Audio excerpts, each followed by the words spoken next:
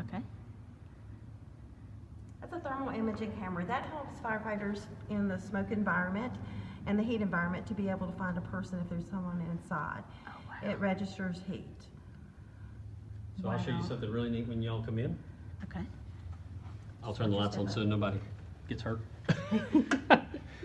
So get somewhere where you can stand stationary so you don't have to worry about it. I'm going to turn the lights off. Okay.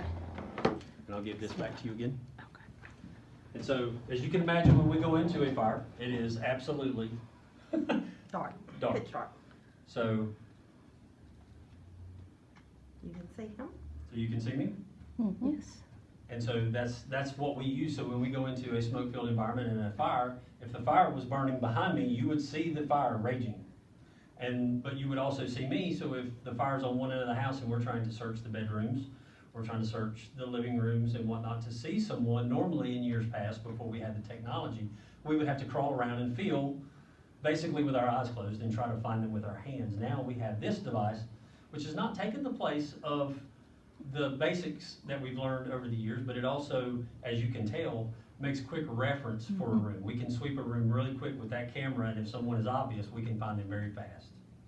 And also locate the fire. That is another very beneficial thing. And if you notice, there's a little crosshair on there, on the screen, isn't there, Terry? Mm-hmm. You can put that crosshair on something and it will display the temperature of whatever that crosshair is touching. So I'm probably in the 98 range somewhere. But if you hit the door, Says 100. oh, it is. Yeah. Pretty big deal. But if you hit the door over there, it may be, it may drop it down to in the 70s or 80s, somewhere in that range. But Yeah. I was showing Sharon this deal. So watch my hand on the door. Now I'm going to take my hand away. Oh, And wow. you can still see where I left a heat signature. Yeah.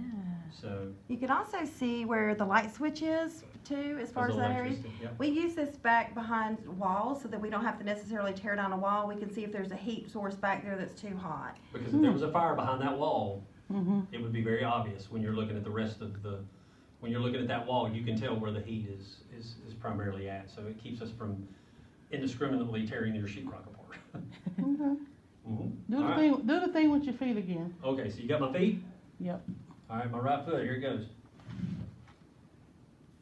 Oh wow. See the line? And it's the friction, that's all that is the friction from that. So if I were to sit into a chair for 10 seconds and I get up, it will leave a heat signature in the chair like it did with my hand on the door.